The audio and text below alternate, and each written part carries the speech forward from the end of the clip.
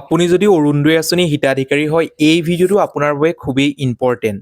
আপোনালোকৰ অৰুণোদয় আঁচনিৰ টকা 20 ফেব্ৰুৱাৰী তাৰিখে সোমোৱা কথা আছিল, কিন্তু কি কাৰণে নোসোমাই নিশ্চয় আপোনালোকে জানে। যদি হয়তো নাজানে তেন্তে এই ভিডিঅ'টো কণ্টিনিউ কৰক, মই আপোনালোকক ডিটেইলছত জনাম। আৰু যদি আপুনি অৰুণোদয় আঁচনি নতুনকৈ আবেদন কৰিম বুলি ভাবি আছে তেন্তে এই ভিডিঅ'টো আপোনালোকৰ বাবে খুবেই ইম্পৰ্টেণ্ট হয়। ভিডিঅ'টো কমপ্লিট চাব, A to Z মই আপোনালোকক জনাম। বন্ধু বান্ধৱীসকল, ভিডিঅ'টো আৰম্ভ কৰাৰ আগতে মই আপোনালোকক সৰু এটা ৰিকুৱেষ্ট কৰোঁ। মই অংকুৰ, আপুনি চাই আছে অংকুৰ অংকুৰণ অফিচিয়েল।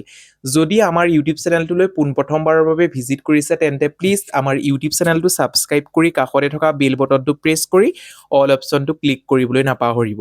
তেতিয়াহে আগন্তুক আহিবলগীয়া প্ৰত্যেকখিনি ভিডিঅ' আপুনি পোনপ্ৰথমে লাভ কৰিবলৈ সক্ষম হ'ব।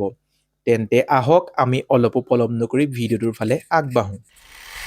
বন্ধু বান্ধৱীসকল, আপোনালোকে নিশ্চয় গম পায় অৰুণোদয় আঁচনিখনে 20 তাৰিখে অৰ্থাৎ ফেব্ৰুৱাৰী মাহৰ 20 তাৰিখে অৰ্থাৎ আপোনালোকক কিমানকৈ 8,000 টকা দিম বুলি হিমন্ত বিশ্ব শৰ্মাই আগৰ পৰাই ঘোষণা কৰিছিলে, অৰ্থাৎ তেওঁ ডিচেম্বৰ মাহতে ঘোষণা কৰিছিলে। তাৰপিছত দুদিনমানৰ আগত তেওঁ আকৌ পুনৰ ঘোষণা কৰিলে।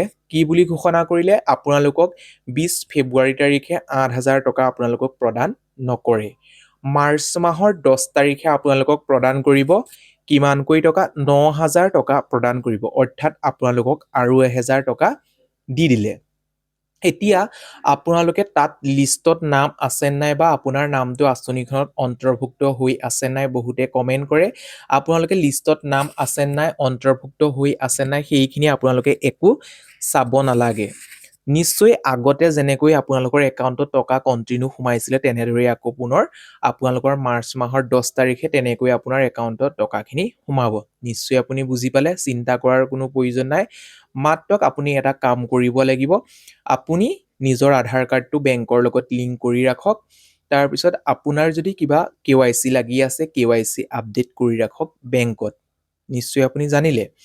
নেক্সটত মই আপোনালোকক জনাম, যদি আপুনি এগৰাকী অৰুণোদয় আঁচনি হিতাধিকাৰী নহয় বা আপুনি যোগ্য আবেদন কৰিম বুলি ভাবি আছে, কেনেকৈ আবেদন কৰিব লাগে, কি কৰিব লাগে সেই সম্পৰ্কে যদি নাজানে তেন্তে এই ভিডিঅ'টো বা এই কথাখিনি মনোযোগেৰে শুনিব, অতি গুৰুত্বপূৰ্ণ। কথাটো হৈছে, প্ৰথম অৱস্থাত আপোনালোকে এখন এপ্লিকেশ্যন লিখিব। এতিয়া এপ্লিকেশ্যনখন ক'লৈ লিখিব? আপোনাৰ নিজৰ স্থায়ী MLA লৈ বা বিধায়কলৈ এখন এপ্লিকেশ্যন লিখিব।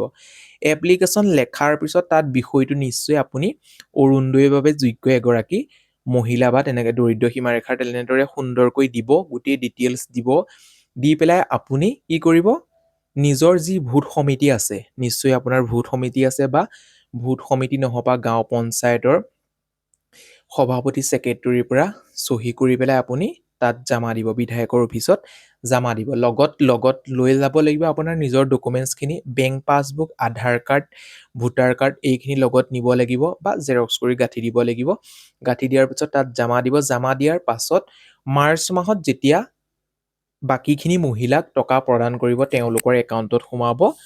আপোনালোকৰো যিসকল নতুনকৈ আবেদন কৰিছিলে তেওঁলোকৰো একাউণ্টত টকাখিনি সোমাব বুলি কৈছে। নিশ্চয় আপুনি বুজি পালে।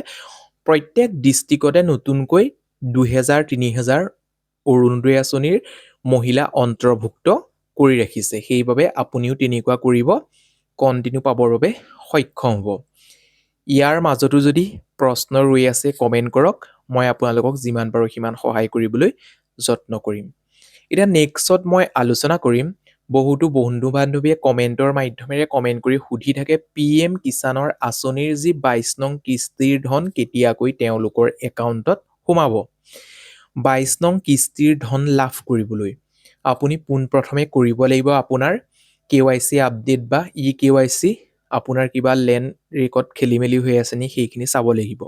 সেইখিনি কেনেদৰে চাব? যদি আপুনি নিজেই মোবাইলতে জানে মোবাইলতে কৰিব পাৰিব। pmkisan.com মাৰি পেলাই তাত আপোনাৰ আধাৰ নাম্বাৰ দিব, আধাৰত থকা মোবাইল নাম্বাৰত এটা OTP যাব, সেই OTP ছাবমিট কৰাৰ পিছত ডিটেইলছত চাব। যদি আপুনি নাজানে ওচৰৰ যিকোনো কম্পিউটাৰ চেণ্টাৰত যাব, নিজৰ আধাৰ কাৰ্ডখন আৰু মোবাইল নাম্বাৰটো যিটো দি থোৱা আছে আধাৰ কাৰ্ডখন সেইটো লৈ যাব, তেওঁলোকে সকলোখিনি ঠিক কৰি দিব। যদি একো কৰিব নালাগে ঠিকেই আছে, যদি কৰিব লাগে তেওঁলোকে কৰি দিব। নিশ্চয় আপুনি বুজি পালে। তাৰপিছত যি 22 নং কিস্তিৰ ধন বা তেওঁলোকৰ টকা 2000 টকাটো একাউণ্টত কেতিয়াকৈ সোমাব। বন্ধু বান্ধৱীসকল, ফেব্ৰুৱাৰী মাহৰ কিছুমানে কৈ আছিল ফেব্ৰুৱাৰী মাহৰ শেষৰ সপ্তাহত সোমাব। হয়তো আপোনালোকৰ মাৰ্চ মাহৰ প্ৰথম সপ্তাহত আপোনালোকৰ একাউণ্টত যি PM কিষাণৰ আঁচনিৰ ধন সোমাব। নিশ্চয় আপুনি জানিলে বৰ্তমান এতিয়া কোনো অফিচিয়েল নটিচ ওলোৱা নাই। যেতিয়াই অফিচিয়েল নটিচ ওলাব তেতিয়াই মই আপোনালোকক জনাম।